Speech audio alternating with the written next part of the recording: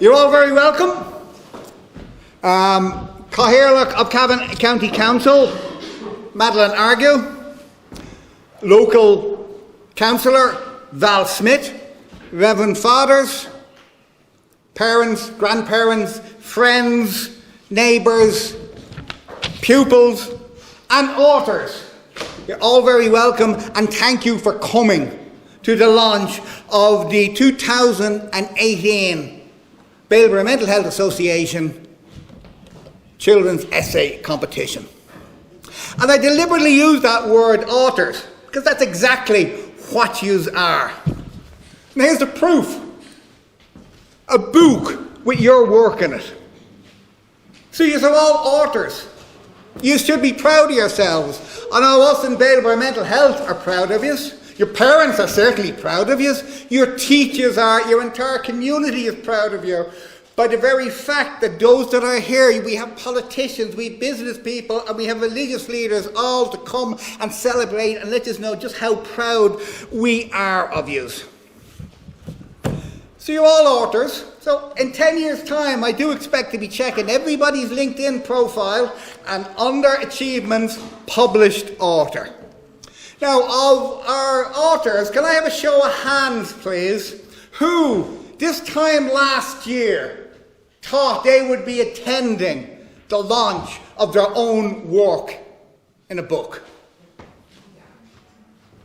Nobody? So nobody thought this time last year that this year you'd be attending the launch of a book with your work in it. So if you didn't think that was going to happen this time last year, what else have you not thought of that could happen? What else have you not done that you can do? And the answer to that is nothing. There is nothing that you can't do if you put as much effort that you put into this, your article for this book. If you put your heart and soul in it, nothing can stop you, and nobody can stop you except yourselves. And in them times that you feel a bit of doubt, look at your book and say, look, I'm in this. That's my page. This is what I did. And there's nothing you cannot do if you put your mind to it, believe in yourself, and work at it. So, I would like to invite to the podium now a woman who will bring the gravitas to this event that I certainly couldn't. So I will ask Madeline Argue, Caithaoirleach of Cavan County Council, to come up and address our audience. Thank you, Madeline.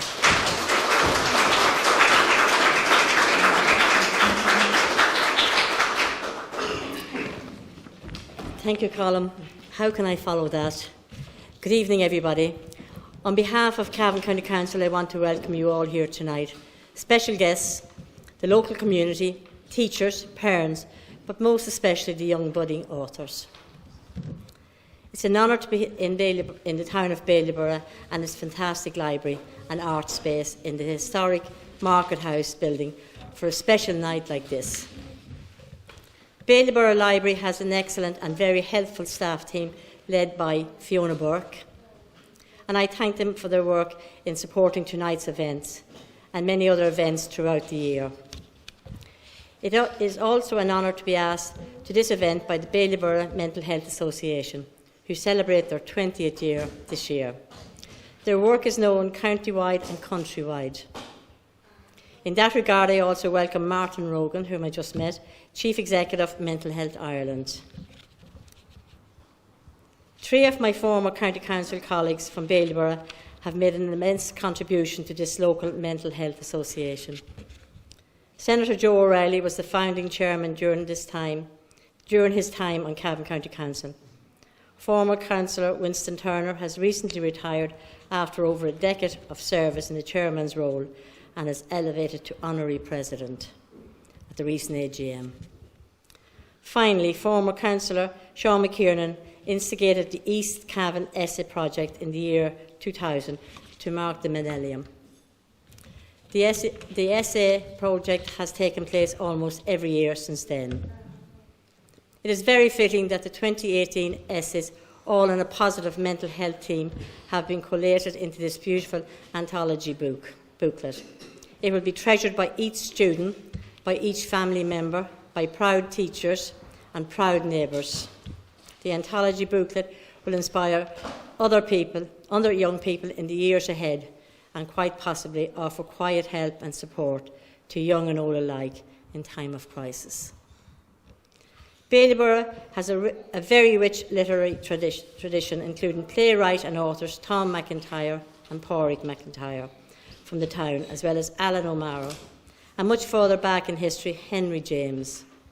These young people tonight now join that distinguished list. Can I commend the new chairman, Colm Colgan, and all his committee on their work so far, and wish them well for the future too. Can I also welcome published author Dave Rudden to Baileborough. He will be doing the official honours shortly, and I am sure he has some wise words and advice for the young people who will surely be coming after him in the not-too-distant future. Thanks again for your invitation, and I wish you all a very happy night. Thank you, Madeline, for those inspiring words. Although I do have to be honest with you, the children did not come to hear you. They certainly didn't come to hear me. They want to find out how to take their writing career further, and they're hoping to do that by listening to the man of the moment, our guest speaker tonight, Dave Rudden. He is a born boy, if there is such a thing, in West Cavan, international author, international man of mystery even.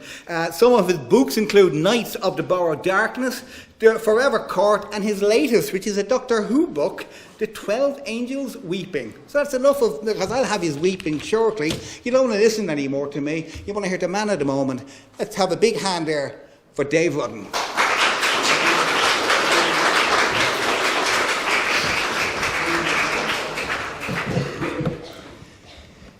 Even on a cloudy day, the sun is shining somewhere. There's a time when I would have hated that phrase. And not because I'm ginger and I hate the sun anyway. There's a time when I would have hated that phrase because I had a problem with seeing light even on the brightest of days. There's a time when that phrase would have made me angry because it made me realise that other people could see that light and I couldn't. And there's a time when that phrase would have scared me because I had no idea whether I'd ever see that light again. Hello, I'm Dave. I have so many feelings, I have to invent fictional people to put them in. I think about things too much. I constantly try and imagine what the next thing to happen to me will be, and for some reason it's an awful lot easier to imagine bad things happening than good things. When these bad things happen, I think, but of course. And when good things happen, I don't enjoy them because I'm waiting for the bad thing to show up. Sometimes I'll even try and sit down and practice how to feel if and when a bad thing should happen, and then I'll start feeling like a bad thing did happen, even though a bad thing hasn't happened. You know when you used to get cards for your communion, and you'd open them a little bit carefully in case something fell out? That's what my life is like, except I'm expecting a scorpion. The reason I tell you all of this is because these are the things that make me weird and different and sometimes angry and sometimes scared. And if you dial them all slightly to the left, they're also the things that make me a writer. Thinking about things too much. Having a lot of emotions about things. It's true. For a long time I worried about these things that made me different. And when I started writing, these things became my strengths. I read your stories, big fan by the way, and they were stories with anger and with lots of emotion and with fear. Stories where things weren't easy. Stories where things hurt. Most of all, I saw the sun that was shining through those clouds. I saw people use those feelings to tell interesting stories, and that's all writing is. You're published authors now. Chucky, you did it a lot quicker than I did it. And these stories, even though they're short, are the first step on a long journey to becoming an author with books on the shelves or a film adaptation. It all has to start somewhere. Writing isn't talent, and it's not magic. It's a muscle. The more you do it, the better you get. You don't go into a gym on your first day and pick up the heaviest weight, or if you're me, you don't go to the gym at all. You start small and you work your way up. Hands up here who's ever played the little man game. You know when you look out a window when you're like in a car and you imagine like a little man like jumping up over the fences? Has anyone ever played that? Hands up. There's no follow-up question, that's fine. A few of you? Yeah. Congratulations, you're a writer. Who here's ever played a movie in their head when they're bored? Like you're walking home from the shop, or you're on a long train journey. You play like that. This is all I used to do as a kid. Now they weren't terribly complicated stories. Hero saves the world, gets the girl, happens to be ginger, but that's all it takes to become a writer. People think you have to be special to be a writer, and you don't, because everyone's special already. People think you have to be posh or English or dead, and you don't. Anybody can be an author. Hands up if this was your first short story that you ever wrote. Few of you, don't let it be your last. I loved your stories. They were well written, they were smart. Some of them spoke beautifully about ordinary problems and the issues that we face every day. Some spoke about problems that our country suffers, things like homelessness, people abandoned by society just trying to get back on their feet.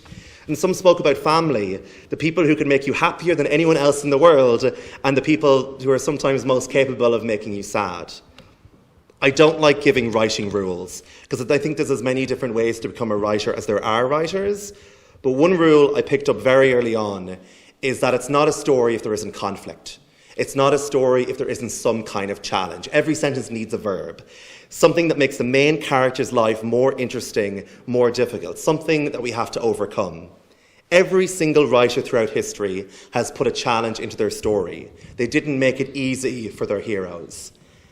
And I used to wonder about that, because when you write a story, you're building a whole world. You are in charge. You can do whatever you want. If you want it to be raining in your story because it's dramatic, you can make it rain. And people fill their stories full of family and friends and things they like or things they want, like some of the stories wanted new siblings or pets or holidays. But you also fill your stories with challenges. Why do we like stories where the main character has to suffer and has to go through things? Because that's what life is. Life is challenge. You can't escape it, you can only deal with it. All that stuff I said earlier about the weird way my brain works, that's still going on. Just because, I have a long beard and lovely curls, doesn't mean life isn't occasionally, thank you, life isn't occasionally still difficult. But to quote one of the really talented writers in this anthology, we can't always control what happens in our life, but we can control how we feel and how to deal with it. That's so wise. We get to write our own story, and somehow that can change the real world. I remember how differently people started treating me when I stopped calling myself overweight and started calling myself a big guy. I went into a school once, and this teenager was like, "Oh, it's Ed Sheeran." And I was like, "Ed Sheeran wishes he could grow a beard like this. And so do you, I bet." I yell at children a lot. You guys are in charge of your own story. And all the things that make you sad or weird or different are the things that make you, you. They're the things that people want to hear about. They're the things that people find interesting. They're fuel. Sometimes they're even an escape into a job you never thought you could have. A job where you get to spend all your time in your pajamas Googling things about swords.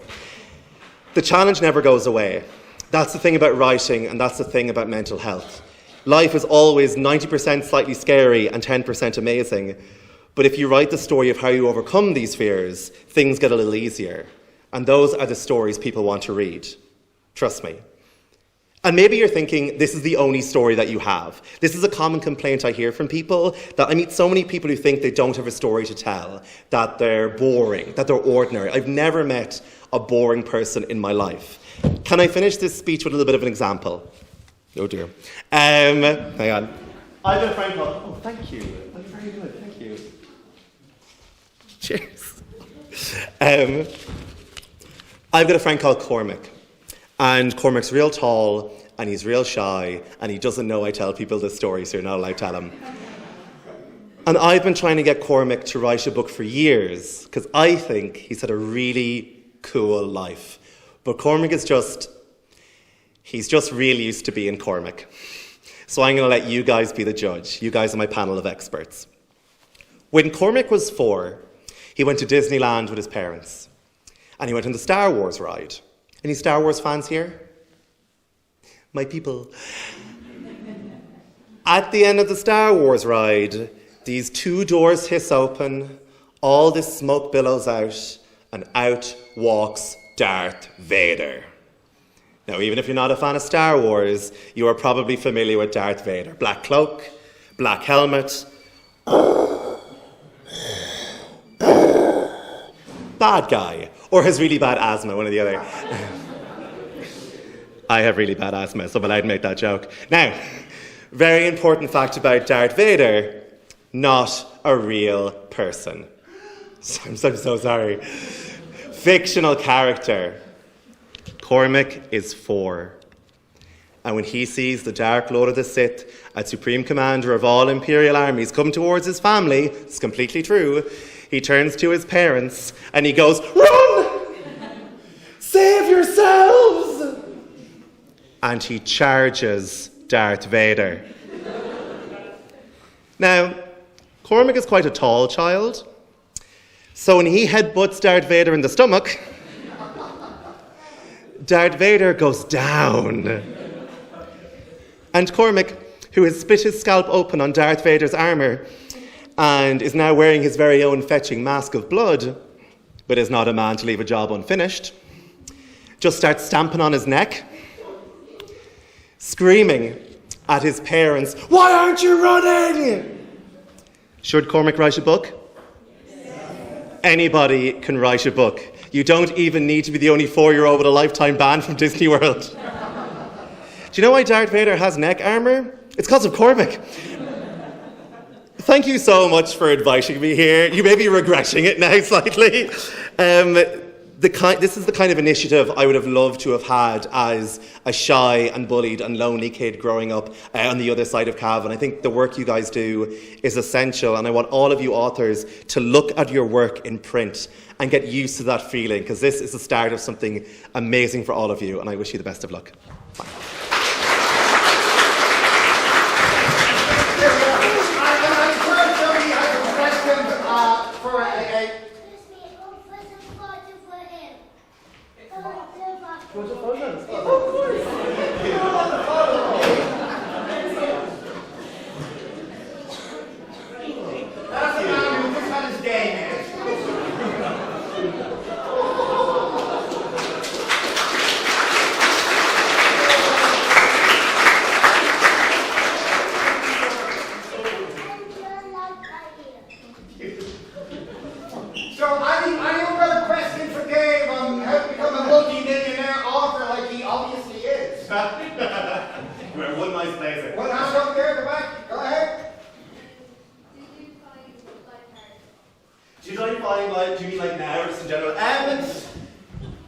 Yes.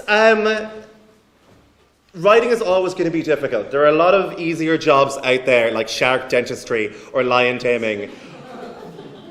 But just because something is hard doesn't mean it's not worth it. Every single time I sat down to write my first book, I worried that no one would like it. I worried that it was too close to other things or it was too weird and nobody would like it.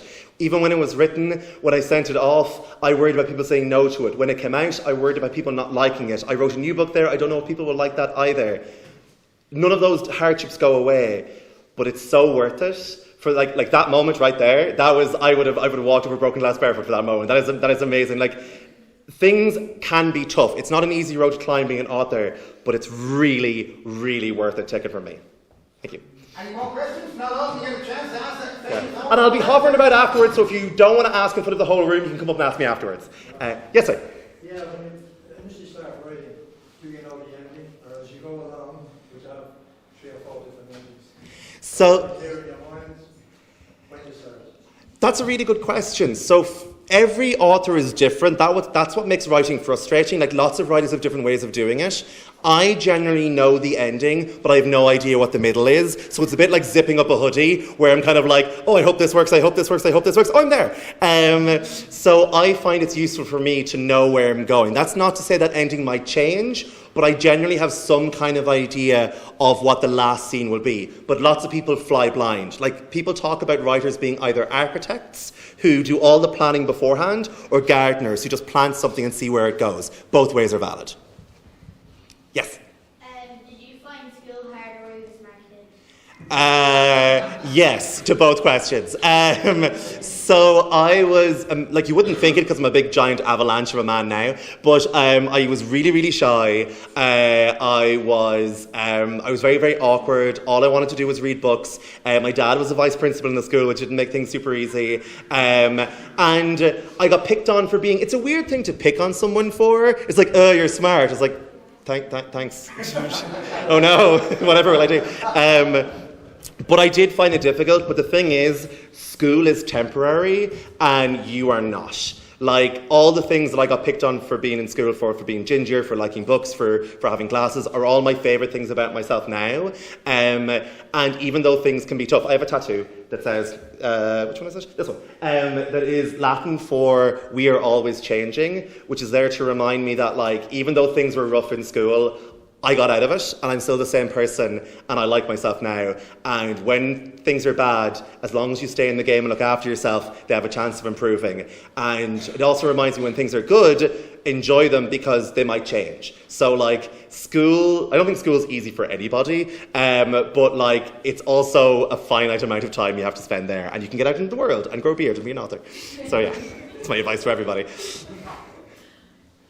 You taking? Okay, we have a few more questions. I think we can answer. No one else has. We'll ask Mark to stay there. Oh, sorry, I forgot Dave. Sorry, we have Dave to stay there because all our winners is going to get a signed copy of their own book. Now, there will be plenty of copies for everybody to take away. You get a special one signed by Dave. And anyone wants to take a picture when you see your child coming up. So, also, if you'd sign my copy, I'd really appreciate it, because it means, like, I get in on the ground floor if you meet a famous author later in life. So, like, I want you all to sign my copy if you're in the book. I do. So rarely. All right, there's your copy. Awesome, thank you. They've all to sign that. And amazing. okay, our overall winner from the Baileborough National School was Sarah Keegan. So if Sarah can come up, get her book from...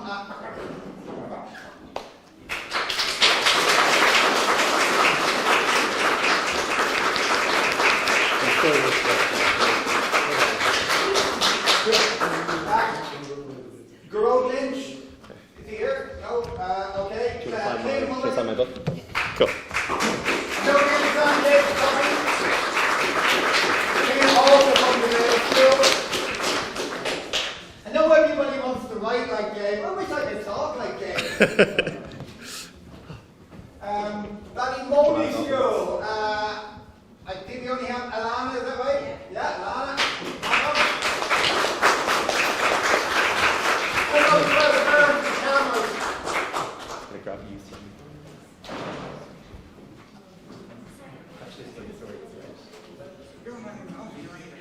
Oh yeah, what's the picture inside? Also from Baileborough School, Ava Owens.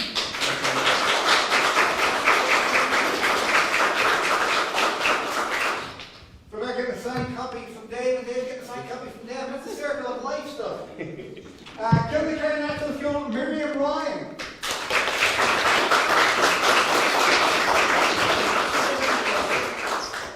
Anyone from Darley? Okay, Gabillis, Sophie Bars.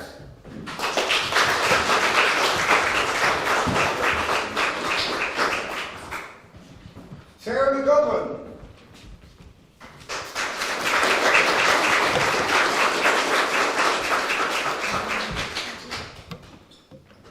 Nodam Hanley.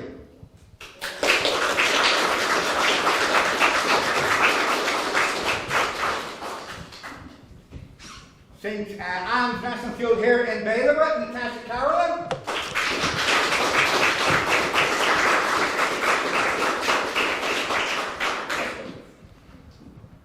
Amelia Binello Whelan.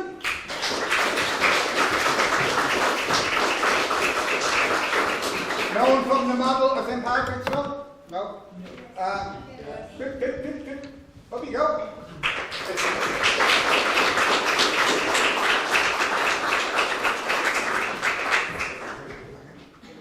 Adam Ruby Pringle. That's what we have in the business. Ruby London model. Nobody from Chairperson. Okay, King's Court National School. Jade Curley.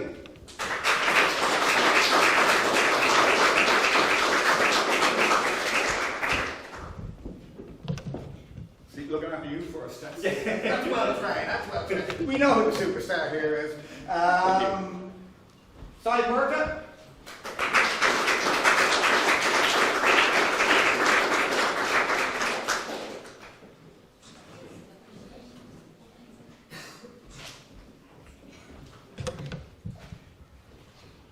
Denaro O'Reilly.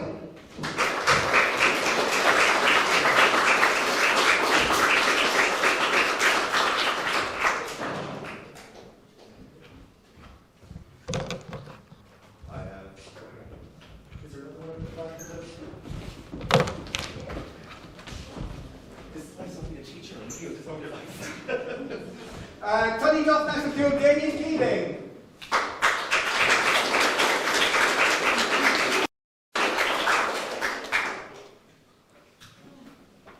Also, Tony Duff, Roberto, my apologies, Gastonata, and feel free to stop it and put up against the name now. Welcome, Roberto.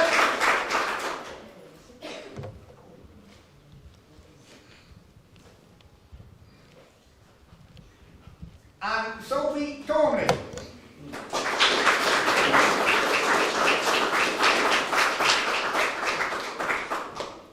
As well as Brian from Cavan TV recording the whole proceeding, which will be up, we'll tell you when soon. Alex from the angle self will want to take a picture of all the winners. They have to do, do you want to juggle them around or? No, we get some chairs. Get a chair. We need some more chairs. We need some more chairs. Have you more to do? It's okay, Sarah. Is something to do, Sarah? Yeah. Okay, we are so honoured to have somebody like Dave come and speak to us. The man is an international author, but came because of his love of writing, children, and mental health. Didn't take a fee, but we didn't offer, we are counting people. But as a token of our esteem and our thanks to you coming, we have a Irish pen made here in Cavan of Cavan material. So our overall winner presented. Sorry. At least you didn't open it up. So that you know it's not a big fire.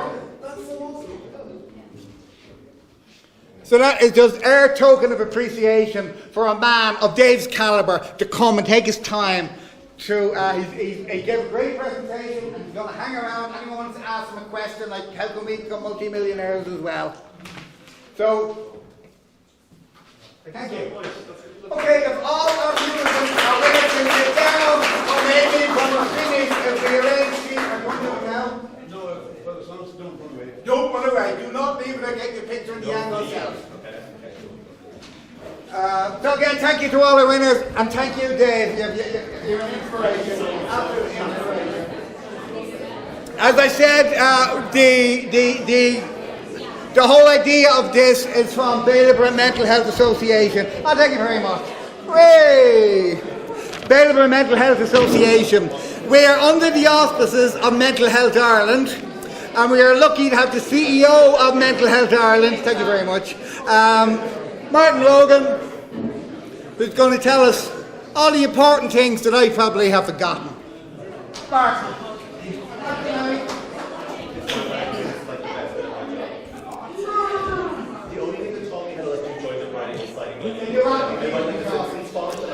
So, thank you, Colm.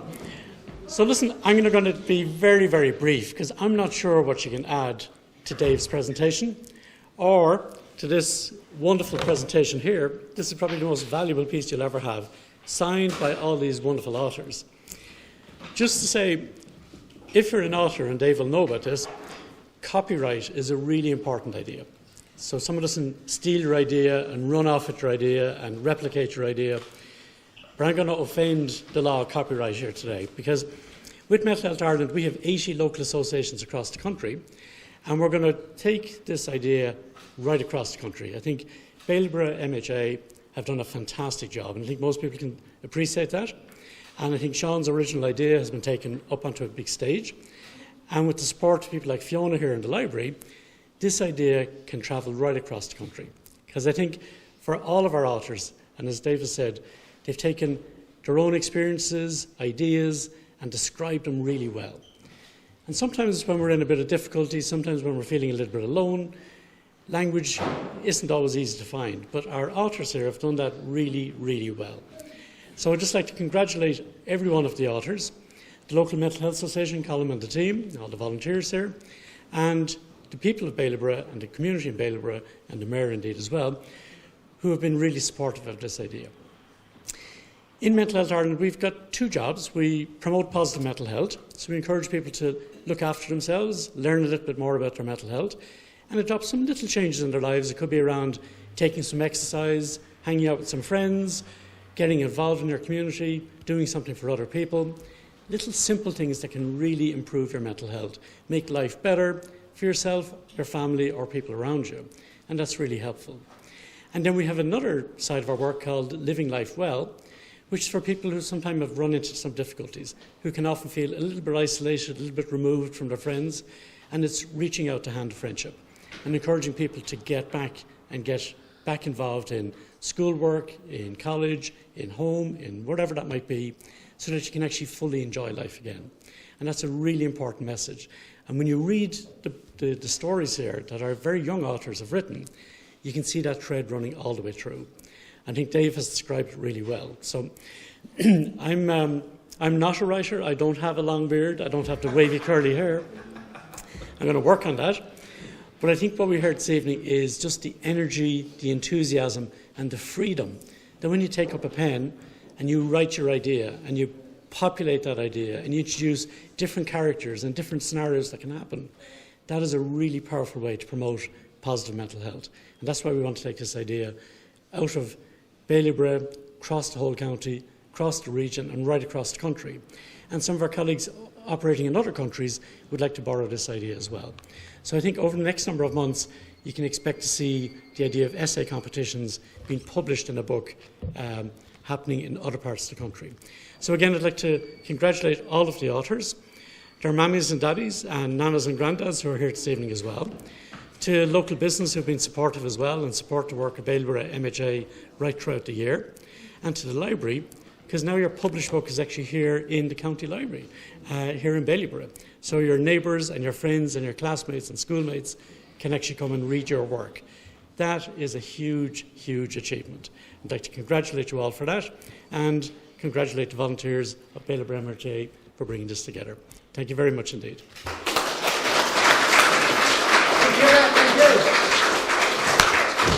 Okay, well, as Ron said, there's no more to be said after that.